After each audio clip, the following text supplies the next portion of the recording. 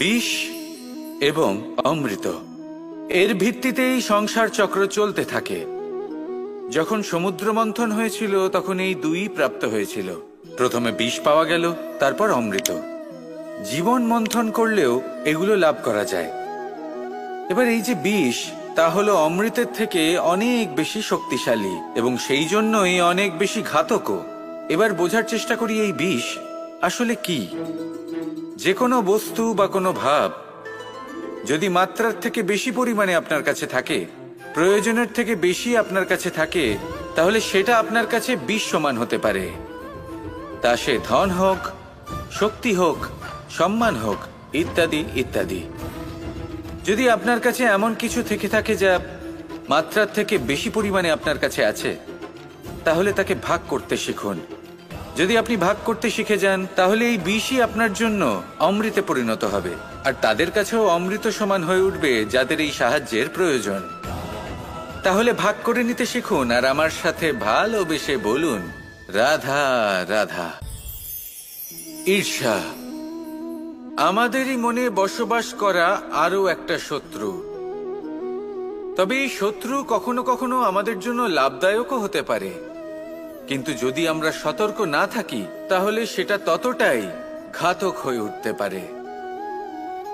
যদি আপনার কোনো প্রতিদ্বন্দ্বী থেকে থাকে যে এগিয়ে চলেছে, তাকে দেখে আপনার মনে ঈর্ষা উৎপন্ন হয়, আর ঈর্ষাবশত আপনি নিরন্তর চেষ্টা করতে থাকেন, পরিশ্রম করতে থাকেন সামনে এগোনোর জন্য, তাহলে তার দ্বারা আপনার বিকাশই হবে।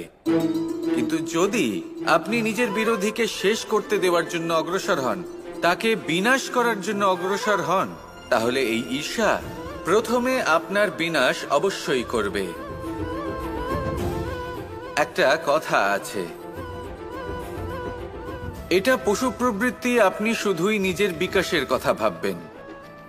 তিনিই হলেন প্রকৃত মানুষ, যিনি অন্য মানুষের জন্য প্রাণও দিতে পারেন। এই ঈর্ষা যদি আপনাকে বিকাশের পথে নিয়ে যেতে পারে তাহলে খুবই ভালো। যদি আপনাকে অন্য কাউকে বিনাশ করে দেওয়ার পথে অগ্রসর করে, তাহলে তার থেকে দূরে থাকাই ভালো। যেমন ধরুন, আপনার কাছে একটা সূচ আছে, যার দ্বারা আপনি ছেঁড়া কাপড়ও সেলাই করতে পারবেন বা অন্য কারোর পাত্রে ছিদ্রও করে দিতে পারবেন। আপনি কি চাইবেন, নিজের বিকাশ নাকি অন্য কারোর বিনাশ? সিদ্ধান্ত আপনারই।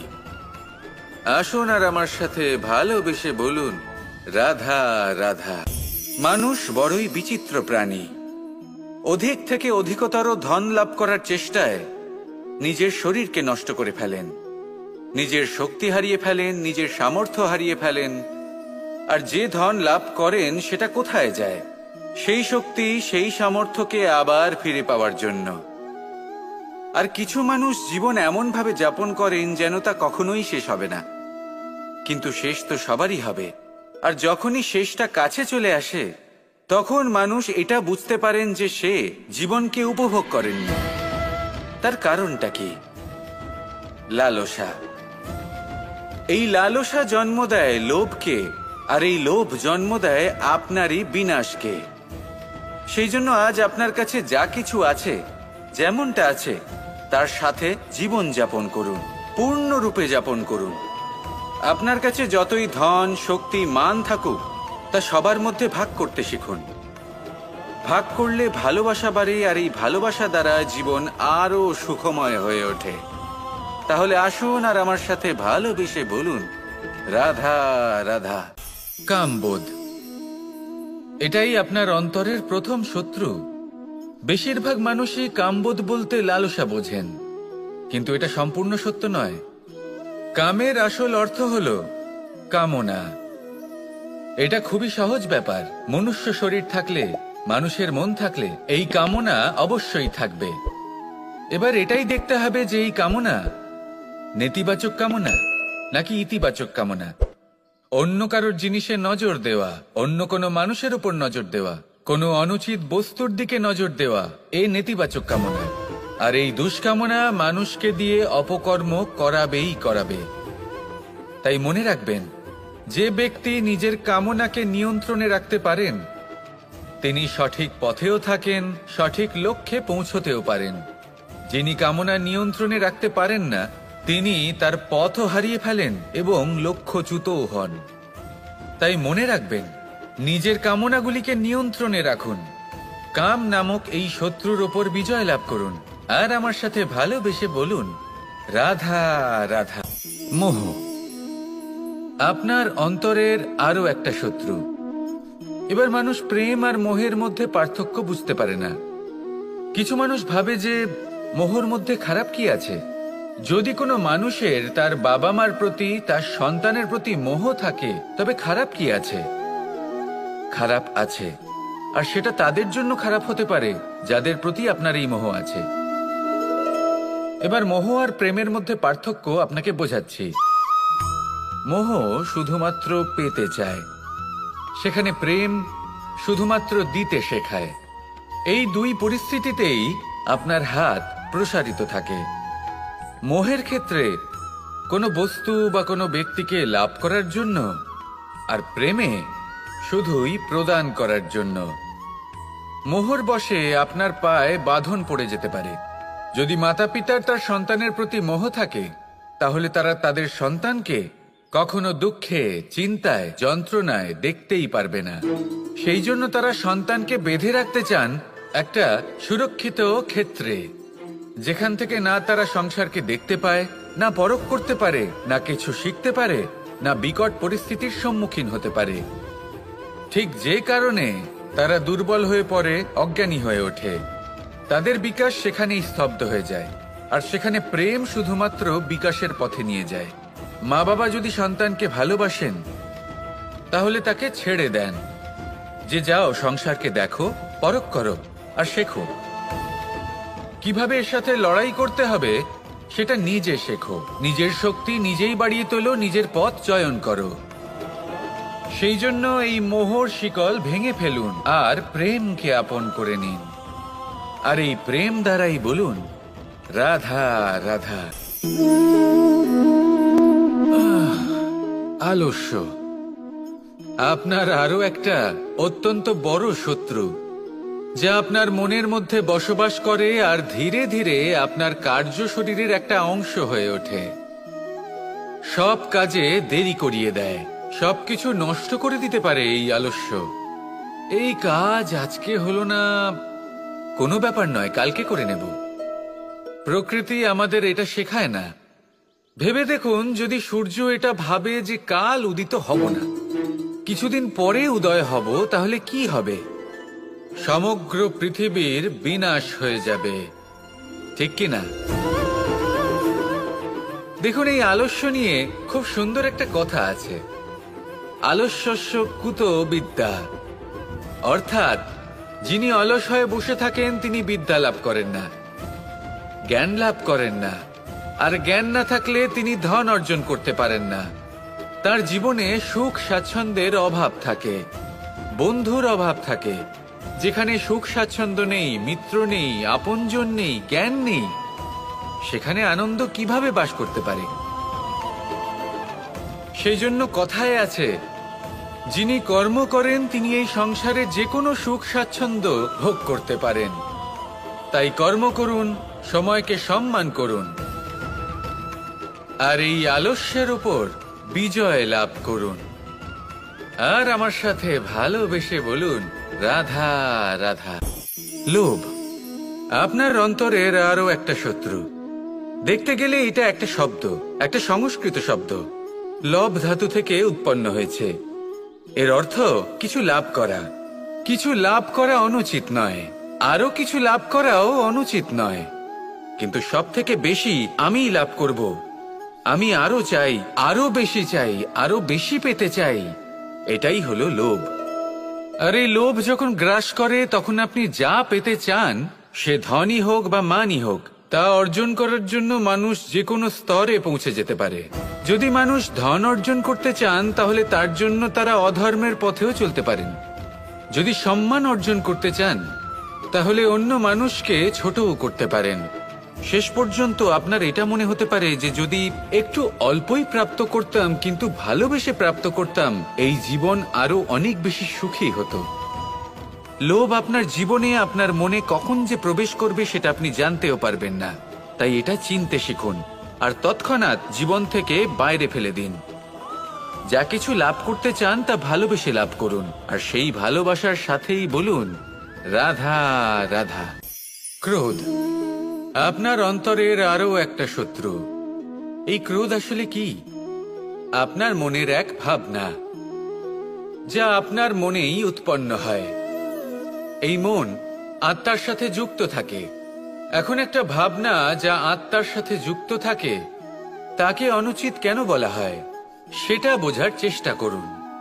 ক্রোধ কখনো কখনো জরুরি হয়, বিশেষ রূপে তখন যখন আপনি সঠিক পক্ষে দাঁড়িয়ে রয়েছেন এবং সামনের ব্যক্তি অধর্মের পক্ষে রয়েছেন আর বিনম্রভাবে মানছেন না।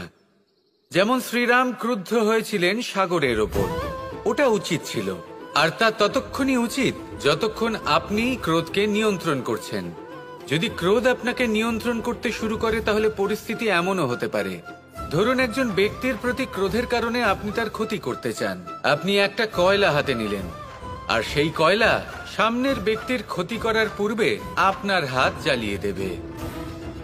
ব্যাস, ক্রোধ এটাই করে। সর্বপ্রথম আপনার ক্ষতি করে, আপনার বিবেক হরণ করে নেয়, আপনি আপনার নিয়ন্ত্রণ হারিয়ে ফেলেন আর সবকিছু নষ্ট হয়ে যায়। বেশিরভাগ মানুষ ক্রোধে এমন সিদ্ধান্ত নেন যে সেটা তাদেরই বিনাশের কারণ হয়ে দাঁড়ায়। আর কিছু মানুষ বলেন যে আমাদের জীবনে এত যন্ত্রণা আছে, এত সংকট আছে যে ক্রোধ উৎপন্ন হবেই। আর এরকম সময় এটাই উচিত হবে যে আপনি নিজেকে ক্রোধের থেকে দূরে রাখুন আর তারপর সমস্যার নিবারণ করুন। আর এই নিবারণই আপনার জীবনকে একটা শ্রেষ্ঠ স্তরে পৌঁছে দেবে। তাহলে ক্রোধ থেকে দূরে থাকুন, সুপ্রসন্ন থাকুন আর আমার সাথে ভালোবেসে বলুন রাধা রাধা। মন, জীবনে যখনই কোনো বস্তু বা সুখ স্বাচ্ছন্দ্য অধিক মাত্রায় আপনার কাছে চলে আসে, তখন নিজেকে শ্রেষ্ঠ মনে করার একটা প্রবণতা দেখা যায়, যা হয় আত্মবিশ্বাসে পরিণত হয় নয়তো অহংকারে। এবার আত্মবিশ্বাস আর অহংকারের মধ্যে অনেক বড় পার্থক্য রয়েছে। আমি এটা করতে পারি, আমি ওটাও করতে পারি, এ হলো আত্মবিশ্বাস। শুধুমাত্র আমি এটা করতে পারি, শুধুমাত্র আমি ওটাও করতে পারি, আমি হলাম সর্বশ্রেষ্ঠ, এটা হলো অহংকার। এবার এই অহংকার এর ধ্বনি অনেক দূর প্রবাহিত হয় আর এর প্রহার সর্বপ্রথম আপনাকে বিপর্যস্ত করে। এবার এই অহংকার এর বিপরীত শব্দ হলো বিনয়, অর্থাৎ নিজের ঊর্ধ্বে উঠে অন্যের বিষয় ভাবনা চিন্তা করা, সংসারের বিষয়ে ভাবা। এই বিনয়ী হবার চেষ্টা করুন, একের থেকে অনেক হওয়ার চেষ্টা করুন এবং একসাথে থাকার চেষ্টা করুন। নিশ্চিত রূপেই আপনি বিকাশের কারণ হবেন। মত্ততা থেকে নিজেকে দূরে রাখুন, অহংকার থেকে নিজেকে দূরে রাখুন। এই মন প্রসন্ন হয়ে বলবে রাধা রাধা। কখনো কখনো মনে এই ভাবনা আসতেই পারে যে ঈশ্বর আজ পর্যন্ত এত রূপে অবতীর্ণ হয়েছেন, এতবার এই পৃথিবীতে এসেছেন, তারপরেও এই সংসারে কোথাও না কোথাও এই পাপ বসবাস করে। এটার কারণ কি? এটার কারণ আমরা স্বয়ংই। যখন কোনো ব্যক্তি এই পৃথিবীর পথপ্রদর্শন করে, এই সংসারকে উচিত দিশা দেখায়, এই সংসারের মঙ্গল করে, আমরা সেই ব্যক্তিকে মানুষ থেকে ঈশ্বর বানিয়ে ফেলি। সেই ব্যক্তির পতন স্বয়ং আমাদের হাতেই হয়ে যায়, কারণ সেই ব্যক্তি তার শ্বাস প্রশ্বাসের জন্য হয় না। সেই ব্যক্তি হলো সেই ভাবনা যা সে এই সংসারকে প্রদান করেছে। আমরা সেই ব্যক্তির ভাবনাটারই অন্ত করে দিই। এটা উচিত নয়। আমরা ওনাকে প্রভু মেনে নিই। প্রভু মানার পর আমরা ওনার কাছে প্রার্থনা করি, হে প্রভু আমাদের সাহায্য করুন। যদি উনি প্রভুও হন, তাও উনি পৃথিবীতে এসেছেন মনুষ্য রূপে। যা কর্ম করেছেন, যা শক্তি প্রাপ্ত করেছেন, এই দেহ থেকেই প্রাপ্ত করেছেন। আপনাদের এটা বোঝানোর জন্য যে এই কাজ আপনিও করতে পারেন। যারা সৎ আত্মা থাকেন তাদের জন্য সর্বশ্রেষ্ঠ শ্রদ্ধাঞ্জলি হলো এটাই যে আপনি তাদের পদচিহ্ন অনুসরণ করে চলুন। না ওনাদের স্মরণে থাকুন, না পুষ্পের মালা ওনাদের চরণে রাখুন, বরং তাদের ভাবনাকে অনুসরণ করে সেই ভাবনা নিয়ে এগিয়ে চলুন। এটা না শুধু আপনার জন্য, বরং সমগ্র সংসারের জন্য লাভদায়ক। তাহলে এটাই করুন, আর আমার সাথে ভালোবেসে বলুন, রাধা রাধা। কাম তৃতীয় পুরুষার্থ। এবার অধিকাংশ মানুষই কাম বলতে বিলাসিতা, বাসনা, লালসা মনে করে ফেলে। আসলে এমন কিছুই নয়। কামের বাস্তবিক অর্থ কি? কামের বাস্তবিক অর্থ হল কামনা। প্রতিটা ব্যক্তি, প্রতিটা মানুষ, প্রতিটা জীব এই সংসারে কোনো না কোনো বিশেষ কারণে আসে। সেই কারণকে পূর্ণ করার জন্য কর্ম করাকে কাম বলে। এখন সেটা সবার জন্য ভিন্ন হতে পারে। কারোর কাছে সেটা জ্ঞান অর্জন করা হতে পারে, আবার কারোর কাছে নির্মাণ করা হতে পারে। কারোর জন্য পরিবারকে সঞ্চালন করা হতে পারে, আবার কারোর জন্য এই সংসার থেকে পাপ দূর করা হতে পারে। কিন্তু সবথেকে গুরুত্বপূর্ণ হলো যে মানুষ যেন নিজের কর্ম ঠিক করে করে, সম্পূর্ণ যত্ন নিয়ে করে। তৃতীয় পুরুষার্থ মানে এই কাম।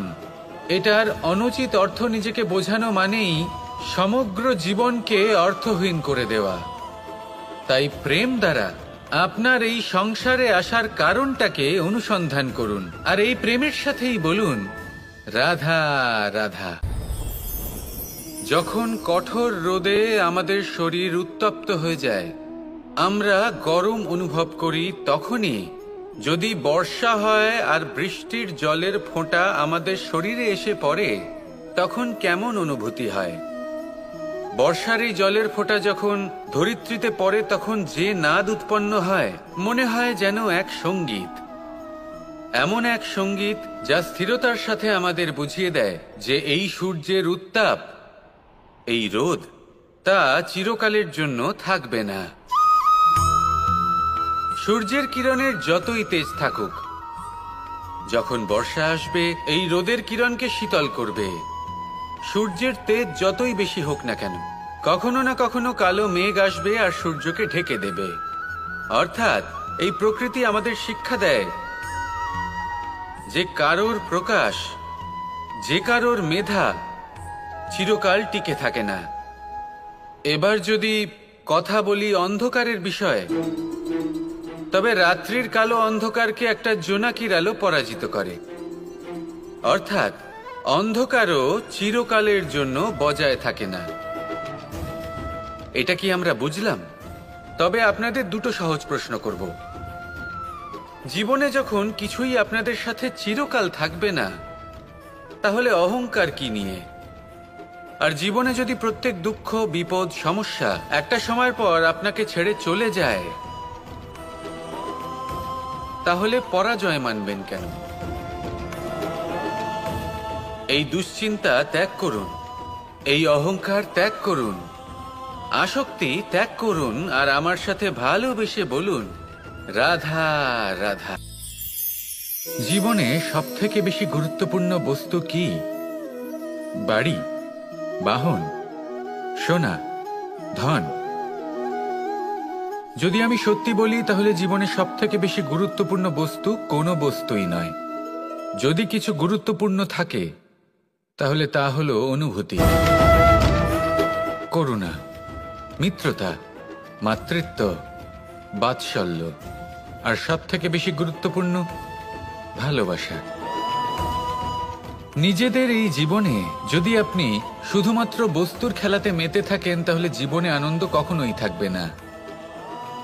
নিজের এই জীবনকে অনুভূতির পীঠস্থান বানিয়ে তুলুন। এই মন প্রসন্ন হয়ে বলবে, রাধা রাধা। রামায়ণের একটা অত্যন্ত শ্রেষ্ঠ কাহিনী আছে, যেটা খুব অমূল্য শিক্ষাদান করে।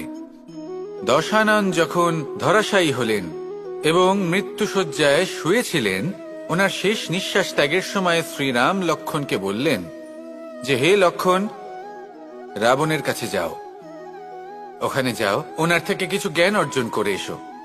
উনি হলেন মহাজ্ঞানী, আর ওনার থেকে জ্ঞান অর্জনের এটাই শ্রেষ্ঠ সুযোগ।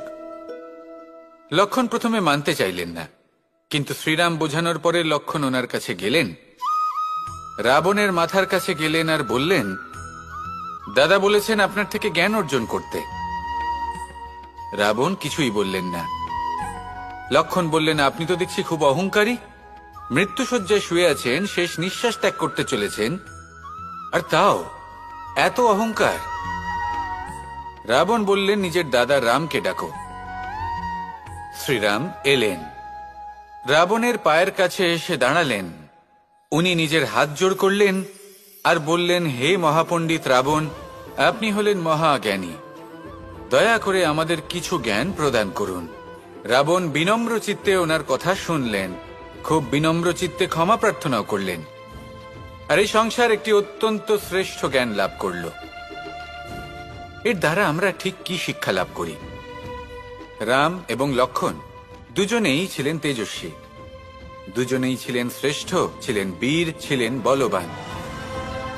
কিন্তু শ্রীরামকে মর্যাদা পুরুষোত্তম বলা হয়ে থাকে, কারণ উনি বীর ছিলেন, সাহসী ছিলেন, তার সাথে একটি অত্যন্ত গুরুত্বপূর্ণ গুণ ছিল। সেই গুণ হলো বিনম্রতা। এটা খুবই শ্রেষ্ঠ একটা গুণ। যদি কেউ আপনাকে কটু কথা শোনায়, তাহলে উত্তরটা আপনি বিনম্রভাবেও দিতে পারেন। এই বিনম্রতা এমন এক আবেগ যেটা দেখে মনে হবে কোমল, কিন্তু এটা ততটাই প্রবল অস্ত্র। এমন একটা অস্ত্র যা সকলকে নিরস্ত্র করে দিতে পারে। যদি আপনি সাহসী হন এবং বিনম্র হন, তাহলে আপনি বিজয়ী হবেন। যদি আপনি জ্ঞানী হন এবং বিনম্র হন, তাহলে আপনি অবশ্যই মহাজ্ঞানী হয়ে উঠবেন। তাই নিজের মনে বিনম্রতা ধরে রাখুন আর ভালোবেসে বলুন, রাধা রাধা। অর্থ, দ্বিতীয় পুরুষার্থ। এই অর্থ বলতে বেশিরভাগ মানুষই ধন মনে করেন, কিন্তু যদি অর্থের তাৎপর্য শুধুমাত্র ধন হয়, তাহলে তা কিন্তু অত্যন্ত অনর্থকারী। তাহলে অর্থের অর্থ কি? অর্থ সেটাই যা আমাদের জীবনের জন্য প্রয়োজনীয়, যা আমাদের সুখ দান করে, শান্তি প্রদান করে, কারণ সেটাই সবথেকে মূল্যবান। মাতা পিতা, বন্ধু, আত্মীয় স্বজন, গুণ, পুণ্য, জ্ঞান, এই সব কিছু মিলে অর্থ তৈরি হয়। আর সঠিকভাবে বলতে গেলে এটাই কিন্তু জীবনের আসল অর্থ। তাহলে আসুন আমার সাথে ভালোবেসে বলুন, রাধা রাধা। এই সংসারে এমন কখনোই হবে না যে আপনি কিছু একটা করলেন কিন্তু তার মূল্য আপনাকে দিতেই হলো না। যে কোনো কাজের জন্য, যে কোনো কর্মের জন্য আপনাকে মূল্য দিতেই হবে। প্রকৃতিও আমাদের এটাই শেখায়। আকাশে দেখুন সূর্যকে, প্রত্যেকদিন আমাদের প্রকাশ প্রদান করেন। এনাকে সূর্যনারায়ণ বলা হয়। ইনি কি মূল্য প্রদান করেন? নিজে জ্বলতে থাকেন। ধরিত্রী মাতা, এই ভূমি, ইনি কি মূল্য প্রদান করেন? প্রহার সহ্য করেন। আমরা এই ধরিত্রীতে প্রহার করে মাটি খুঁড়ে তাতে বীজ বপন করি, তবেই আমরা অন্ন লাভ করি, তবেই ফসল পাই। জীবনে যদি আপনাকে সফল হতে হয়, সম্মান পেতে হয়, যশ পেতে হয়, তাহলে আপনাকে মূল্য দিতেই হবে। যদি আপনি সাফল্য লাভ করতে চান, তাহলে দিন রাত আপনাকে ত্যাগ করতে হবে, যেখানে সমগ্র সংসার সন্তোষ অনুভব করছে, আর আপনাকে করতে হচ্ছে পরিশ্রম। যদি আপনি সম্মান প্রাপ্ত করতে চান, তাহলে আপনাকে সেই সুখ ত্যাগ করতে হবে যা সবার কাছে রয়েছে। যদি আপনি যশ লাভ করতে চান, তাহলে নিজের অন্তরকে মেরে ফেলা আপনাকে শিখতে হবে, তবেই আপনি যশ লাভ করবেন। জীবনে শুধুমাত্র ধন মূল্যবান নয়, কিন্তু এই যে মূল্যের কথা আমি বলছি, সেটা যদি আপনি দিতে পারেন, তাহলে নিশ্চিত রূপে এটা আপনাকে আরো মূল্যবান করে তুলবে, নিশ্চিত রূপে গড়ে তুলবে। তাহলে এটাই করুন আর আমার সাথে ভালোবেসে বলুন, রাধা রাধা। যোগাসন। যোগাসনে আসন অত্যন্ত গুরুত্বপূর্ণ। এবার আমি বলবো সবথেকে শ্রেষ্ঠ আসন কোনটি। আশ্বাস। নিজেকে আশ্বস্ত করতে থাকুন যে আমি আছি, সব ঠিক হবে, যা হচ্ছে ভালোর জন্য হচ্ছে, এই আশ্বাস আপনাকে জীবনে এমন ধনাত্মক বিশ্বাস দেবে যে আপনি বড় বড় সমস্যার সমাধান করতে পারবেন। এবার যদি কথা বলি সব থেকে কঠিন সময়ের, তাহলে সেটা হলো বিচ্ছেদের। যা মা সীতাকে সহ্য করতে হয়েছে শ্রীরামের জন্য, রাধা কৃষ্ণকেও সহ্য করতে হয়েছে। যে ব্যক্তি বিচ্ছেদের সময় সঠিক পথে চলে এসেছে সে জীবনে অনেক শ্রেষ্ঠ স্থানে অবশ্যই পৌঁছতে পারবে। এবার যদি কথা বলি সব থেকে জরুরি এবং গুরুত্বপূর্ণ সময়ের, তাহলে সেটা হলো সংযোগ। সকলকে সাহায্য করতে থাকুন। আপনি অন্যদের সাহায্য করে তাদের যত আনন্দ দিতে পারবেন ততটাই আনন্দ আপনারও জীবনে অবশ্যই আসবে। আসুন আর আমার সাথে ভালোবেসে বলুন, রাধা রাধা। কোনো বাড়িতে, কোনো পরিবারে যখন কারোর জন্ম হয় তখন তা কত সুখের মুহূর্ত হয়। সেই ছোট্ট সন্তান যখন কিছুটা বড় হয় সে হাঁটার চেষ্টা করে, আর সেই প্রক্রিয়াতেও খুব বড় একটা শিক্ষা লুকিয়ে রয়েছে, ঠেলে দেওয়া। যখন আপনি হাঁটতে চান, সামনে এগোতে চান, তখন আপনি কি করেন? নিজের পায়ের তলার যে মাটি তাকে আপনি পেছনে ঠেলে দেন। ব্যাস, এই একই জিনিস তো জীবনেও শিখতে হবে। এবার যদি আপনি জ্ঞানের পথে অগ্রসর হতে চান তাহলে অজ্ঞানতাকে পেছনে সরিয়ে দিতে হবে। যদি আপনি প্রকাশের দিকে এগোতে চান তাহলে অন্ধকারকে পেছনে সরিয়ে দিতে হবে। যদি আপনি ভবিষ্যতে সফল হতে চান তাহলে অতীতের যে অসফলতাগুলিকে পেছনে সরিয়ে দিতে হবে। যে জল বইতে বইতে থেমে যায় তাকে আমরা নালা বলে থাকি, তার থেকে দুর্গন্ধ বের হয়। কিন্তু যে জল বইতেই থাকে তাকেই আমরা পবিত্র জল বলি। তাহলে আপনিও কর্ম করতে থাকুন, কখনো থামবেন না। আর আমার সাথে ভালোবেসে বলুন, রাধা রাধা। অগ্নি, চতুর্থ তত্ত্ব, সব থেকে বেশি গুরুত্বপূর্ণ কিন্তু তার থেকেও বেশি ভয়াবহ। কখনো অগ্নিকে নিয়ন্ত্রিত রূপে উনুনে জ্বলতে দেখেছেন? এই অগ্নি আমাদের খাবার বানাতে সাহায্য করে, যা আমাদের শক্তি প্রদান করে। কিন্তু এই অগ্নি যখন বিচলিত হয়ে, অনিয়ন্ত্রিত হয়ে কোনো বনের আগুন হয়ে ওঠে তখন মহা বিনাশ ঘটে যায়। আপনারই অন্তরের ঊর্জা হলো এই অগ্নি। এটা আপনার শক্তিও, আপনার ক্রোধও। একে ব্যবহার কিভাবে করবেন তা আপনারই হাতে। যদি কোনো ব্যক্তি নিজের অন্তরের এই ঊর্জাকে ব্যবহার করেন শক্তির রূপে, তাহলে সে বিকাশ ঘটাতে পারে, নির্মাণ ঘটাতে পারে। কিন্তু যদি কোনো ব্যক্তি তার অন্তরের ঊর্জাকে বিধ্বংসী অস্ত্র বানিয়ে ফেলেন, তাহলে নিশ্চিত রূপে মহা বিনাশ ঘটতে পারে, যাতে বিনাশ তারও অবশ্যই হবে। অনেক বছর পূর্বে এমনই এক আগুনের দ্বারা এই সুন্দর পৃথিবীর নির্মাণ হয়েছিল, আর অনেক বছর পূর্বে এমন এক আগুনেই সমস্ত জীব এবং সংসার বিলুপ্ত হয়ে গেছিল। এবার আপনি আপনার অন্তরের ঊর্জা দ্বারা বিনাশ ঘটাতে চান নাকি নির্মাণ ঘটাতে চান, সেই সিদ্ধান্ত আপনারই। আসুন আমার সাথে ভালোবেসে বলুন, রাধা রাধা। জীবনে যদি আপনি বন্ধু লাভ করতে চান তাহলে আপনাকে অনেকগুলো কাজ করতে হবে। প্রথমে একজন যোগ্য পাত্র সন্ধান করতে হবে, তারপর তার সাথে সময় কাটাতে হবে, সুখ দুঃখে তার সাথে থাকতে হবে, তবে গিয়ে সে বন্ধু হবে। কিন্তু যদি আপনি শত্রু খুঁজতে চান তাহলে কোথাও যাওয়ার দরকার নেই, কারণ আপনার সব থেকে বড় শত্রু আর কোথাও নেই, আপনারই মনের মধ্যে, আপনার চেতনায় রয়েছে। ক্রোধ, মোহ, লোভ, কাম, মদ, মাৎসর্য, এ এমন 6 সব থেকে বড় শত্রু যা আপনার আগামী 7 জন্ম নষ্ট করে দিতে পারে যদি আপনি এদের না সামলাতে পারেন। এবার এদের সাথে যদি যুদ্ধ করতে হয় তাহলে একটা মহাভারতের মতো দেখুন, যেখানে অর্জুনও আপনি আর কৃষ্ণও সেই আপনি। কারণ এই যুদ্ধ আর অন্য কারোর সাথে নয়, বরং নিজের সাথে। এগুলো অন্তর মনের যুদ্ধ, আর এটা জয় করা যেতে পারে নিয়ন্ত্রণ এবং অনবরত চেষ্টার দ্বারা। তাই এটাই করুন, এই 6 শত্রুকে পরাজিত করুন এবং আমার সাথে ভালোবেসে বলুন, রাধা রাধা। পুরুষার্থ।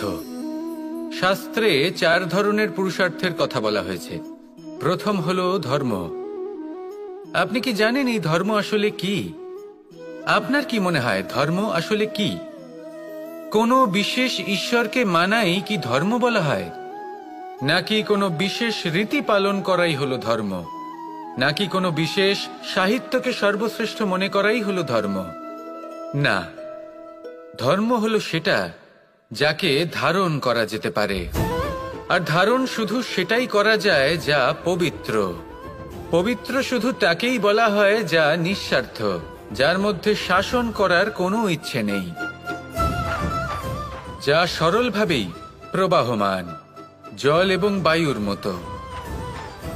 যখন কোনো ব্যক্তি ধর্মকে ধারণ করেন এবং সেই ধর্ম সেই ব্যক্তিকে রক্ষা করে, তখন তাকে ধর্ম বলা হয়। ধর্ম যা রক্ষা করে অহংকার থেকে, খারাপ চিন্তার হাত থেকে। সেই জন্য পুরুষার্থ গড়ে তোলার আগে, ধর্ম পালন করার আগে, ধর্মের প্রকৃত অর্থ কি সেটা বুঝে নিন। এটা জেনে রাখুন যে সমস্ত ধর্মের আধার, সমস্ত ধর্মের ভিত শুধুমাত্র ভালোবাসা। আসুন আর এই ভালোবাসার সাথেই বলুন, রাধা রাধা। বেশিরভাগ মানুষই এই কথা জানেন যে আমাদের শরীর 5টি তত্ত্ব দ্বারা নির্মিত, যাকে আমরা পঞ্চতত্ত্ব বলি। জল, অগ্নি, বায়ু, ধরিত্রী এবং আকাশ। এবার এই কথা আমরা সকলে জানি, কিন্তু এগুলোর সাথে কিছু গুণ জড়িয়ে রয়েছে যেগুলো আমরা দেখতে পাই না। যদি এই গুণগুলি আমরা আত্মসাৎ করতে শিখে যাই, তাহলে সাক্ষাৎ পরমেশ্বরের দর্শন আমরা পেতে পারি। যদি কথা বলি প্রথম তত্ত্বের, জলের কথা, জল যা প্রত্যেক জ্বলনকে শীতলতা প্রদান করে। এই জলকে দেখুন, যা শুধু প্রবাহিত হতে জানে, থামতে জানে না। জল পাথরের সাথে সংঘর্ষ করতে জানে, যার পথে অনেক বাধা আসে, কিন্তু সে প্রবাহিত হতে থাকে। নিরাকার হলো এই জল, যে কোনো পাত্রেই রাখুন না কেন তার আকার ধারণ করে নেবে। এটাই হলো এর বিশেষত্ব এবং এটাই হলো আমাদের শিক্ষা। কিভাবে প্রবাহমান থাকতে হবে, কিভাবে আমাদের থামলে চলবে না, তাতে আমাদের পথের মধ্যে যতই যেরকমই সমস্যা আসুক না কেন, আমাদের এই জলের মতোই নিরাকার হয়ে যে কোনো পরিস্থিতিতেই প্রবাহমান থাকতে হবে। এই শিক্ষাই জলের থেকে লাভ করুন আর আমার সাথে ভালোবেসে বলুন, রাধা রাধা। জীবনে যখন কোনো ব্যক্তি নিজের লক্ষ্য প্রাপ্তির জন্য নিরন্তর পরিশ্রম করতে থাকেন, চেষ্টা করতে থাকেন, তখন তিনি কষ্ট অনুভব করেন। কখনো শারীরিক কষ্ট, কখনো মানসিক কষ্ট। এবার উনি এটা ভাবতে থাকেন যে আমি কি উচিত করছি নাকি অনুচিত করছি। কারণ অন্যদিকে এমন একজন ব্যক্তিও আছেন যিনি একদমই পরিশ্রম চেষ্টা করছেন না। তিনি মদিরা পান করেন, বিলাসিতায় জীবন কাটান, অলস প্রকৃতির হয়ে ওঠেন, নিদ্রাতে বিলীন হয়ে থাকেন আর ভাবেন যে তিনি সুখ লাভ করছেন। কিন্তু এরকম কেন হয়? কারণ যখন আমরা সৎ পথে থাকি, উচিত পথে চলি, লক্ষ্য প্রাপ্ত করার জন্য চেষ্টা করতে থাকি, তখন আমাদের ভেতরে থাকা নেতিবাচক শক্তি এবং পাপ এই দেহকে ত্যাগ করে দেয়। আর এই অনুভূতিটাই আমাদের দুঃখের অনুভূতি দেয়, কষ্ট দেয়। এবার সেখানে যদি আমরা কুপথে চলি, অনুচিত পথে চলতে থাকি, তাহলে আমাদের ভেতরে থাকা পুণ্য এবং ধনাত্মক শক্তি আমাদের দেহ ত্যাগ করে দেয়। আর এই অনুভূতির কারণেই আমরা সুখ অনুভব করি। কিন্তু কখনো ভাববেন যে এই সুখ বেশি সময় পর্যন্ত থাকে না।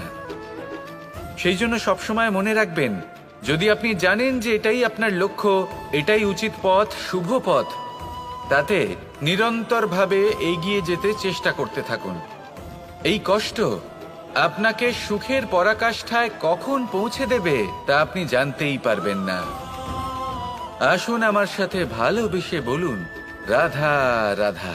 পঞ্চতত্ত্বের মধ্যে দ্বিতীয় তত্ত্ব হল ধরণী, ভূমি, যাকে আমরা ধরণী মাতা বলি। এই ধরণী ধৈর্য ধারণ করে, আর এর ওপরেই আমাদের সমগ্র সংসার নির্ভরশীল। কারণ এই ভূমি সহ্য ক্ষমতা রাখে, এর সহ্য ক্ষমতা হলো অপরিসীম। সন্তান যতই আঘাত প্রদান করুক না কেন, প্রেম পূর্বক সহ্য করে, আর তার বদলে অমূল্য রত্ন প্রদান করে। সন্তান যদি হাল চালায়, তাহলে তার বদলে তাকে অন্ন প্রদান করে। এটাই হলো ধরণী। এবার এর থেকে আমরা কি শিক্ষা পেতে পারি? এটাই যে কারোর জন্য কিছু করা বা কাউকে কিছু দেওয়া মনে কোনো কামনা ছাড়াই। আর এই কথাটা বুঝে যান, যদি কারোর জন্য কামনা না রেখে বা কোনো পাওয়ার আশা না রেখে কারোর জন্য কিছু করেন বা কারোকে কিছু দেন, যদি এটা আপনি শিখতে পারেন, তবে আপনি ভালোবাসতে শিখে গেছেন। আর সেই জন্যই এই ধরিত্রীকে মাতা বলা হয়। কারণ মাতা শুধু উনি নন যিনি গর্ভে সন্তানকে ধারণ করেন, মাতা তো উনিও যিনি জীবন বাঁচতে শেখান, যিনি জীবন বাঁচার উদাহরণ প্রদান করেন। তাহলে ধরণীর থেকে এই নিঃস্বার্থ ভাব শিখুন, নিঃস্বার্থ ভালোবাসা শিখুন, আর এই ভালোবাসার সাথেই বলুন, রাধা রাধা। এবার এই পুরুষার্থের বিষয়ে আপনারা অবশ্যই শুনেছেন, মোক্ষ, চতুর্থ পুরুষার্থ। আপনারা কি জানেন এই মোক্ষ আসলে কি? ধর্ম, অর্থ, কামনার পালন করতে করতে মৃত্যু লাভ করা, এটাই কি মোক্ষ? না, মোক্ষ হলো সেটাই যা জন্ম এবং মৃত্যুর ঊর্ধ্বে। প্রত্যেক ব্যক্তি, প্রত্যেক জীবই সংসারে কোনো না কোনো বিশেষ প্রয়োজনে আসে। ধর্মপথে, সৎপথে অর্থ উপার্জন করা, প্রয়োজনকে পূর্ণ করার চেষ্টা করতে করতে সেই প্রয়োজনকে পূর্ণ করা তাকে মুক্তির পথে নিয়ে যায়, যা হলো মোক্ষ। যদি এই মোক্ষ লাভ না হয়, তাহলে মানুষ জন্ম এবং মৃত্যুর এই চক্রে বারবার ফিরে আসবে।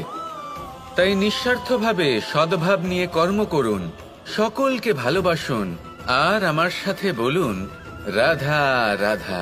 খুব বড় একটা প্রশ্ন করতে চলেছি, এই সংসারের সব থেকে বেশি সুখী কে? এবার কেউ বলবে সেই ব্যক্তি যিনি সব থেকে বেশি ধনী, যার কাছে সব থেকে বেশি ধন আছে, আভূষণ আছে, স্বর্ণ আছে। কেউ বলবেন কোন রাজ্যের রাজা, কারণ তিনি শাসন করতে পারেন, তার আদেশ ছাড়া কোনো কাজ সম্ভব নয়, ইত্যাদি ইত্যাদি। এর উত্তর যদি আমি দিই, তাহলে এটুকুই বলবো, সংসারের সব থেকে সুখী ব্যক্তি হলেন তিনি যিনি সন্তুষ্ট। তার কাছে সন্তোষরূপী ধন আছে, যা তাকে সুখী রাখে। এবার এই সন্তুষ্টি, সেটা কিভাবে আসে জীবনে? এটা আসে ধৈর্যের কারণে। ধৈর্যের এই অনুভূতি অত্যন্ত শক্তিশালী। এই ধৈর্যই কিন্তু আমাদের ধরিত্রীকে ধরিত্রী মাতা করে তোলে। কারণ ধরিত্রী মাতা ধারণ করেন, সহ্য করেন, ধৈর্য ধরেন এবং নিজের কর্ম করতে থাকেন। সেটা ধৈর্যই ছিল মাতা সীতার মধ্যে, যা রাবণের অন্ত করে দিল। এই ধৈর্যের কারণেই নারায়ণ কুর্ম অবতার ধারণ করেছিলেন, বড় একটা পর্বতকে পৃষ্ঠে ধারণ করেছিলেন এবং সমুদ্র মন্থনকে সম্ভব করেছিলেন। সেই জন্য সর্বপ্রথম মনের মধ্যে ধৈর্যকে নিয়ে আসুন। এই ধৈর্যই আপনাকে সন্তুষ্টির পথে নিয়ে যাবে, আর এই সন্তুষ্টি আপনাকে লোভ, মোহ এবং লালসার পথ থেকে দূরে নিয়ে সুখের পথে নিয়ে যাবে। আর তখন এই মন প্রসন্ন হয়ে বলবে, রাধা রাধা। পঞ্চম তত্ত্ব, আকাশ, নব, ব্যোম। আসলে কোনো ভ্রম নাকি সত্য? ভ্রম তো হতে পারে না, কারণ ভ্রমের মধ্যে কেউ বাঁচতেই পারে না। আর যদি সত্য হয় তাহলে এতটাই বিশাল যে আমাদের চোখের থেকে, আমাদের ইন্দ্রিয়ের থেকে, আমাদের মস্তিষ্কের থেকে, আমাদের চিন্তা ভাবনার থেকেও অনেক ঊর্ধ্বে, যাকে আমরা বুঝতেই পারি না। এটা যতটাই বিশাল আকার ঠিক ততটাই সরল। এই আকাশ যতই অন্ধকারাচ্ছন্ন ততটাই আলোর প্রকাশ প্রদান করে থাকে। দেখতে গেলে এ হলো জীবনের সঞ্চালক, কিন্তু যদি ক্রুদ্ধ হয়ে যায় তাহলে প্রাণ কেড়ে নিতেও দ্বিধাবোধ করে না। এই আকাশ শুধুমাত্র পৃথিবী লোক নয়, বরং এই সমগ্র ব্রহ্মাণ্ডকে, এই সমগ্র সৃষ্টিকে, এর প্রত্যেকটা তারাকে, প্রত্যেকটা গ্রহকে একটা বিশেষ স্থান প্রদান করে। এর নিজের কোনোই অস্তিত্ব নেই, কিন্তু সকলকে অস্তিত্ব প্রদান করে। এটাই হলো এই আকাশের মাহাত্ম্য। এই আকাশই হলো মাহাত্ম্যের প্রতিরূপ, যা আমাদের ভাবনা দ্বারা উৎপন্ন হয়। আপনিও আকাশের মতো এই বোধকে আপন করে নিন। আপনার জীবনও আকাশের মতন মহান এবং বিশাল হয়ে উঠবে। আর তখনই মন সুপ্রসন্ন হয়ে বলবে, রাধা রাধা।